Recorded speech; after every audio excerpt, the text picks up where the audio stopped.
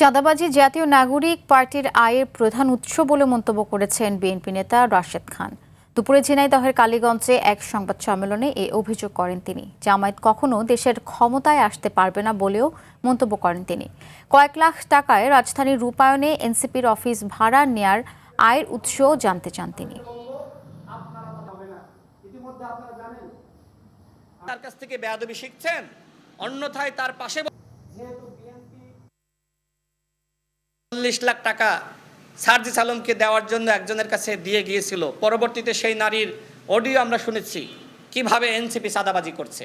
আজকে এনসিপির আর্থিক উৎস হলো চাঁদাবাজি। এনি ভাই তিনি কুরবানি দিচ্ছেন, টাকা কোথায় পেয়েছেন সেই প্রশ্ন করছেন।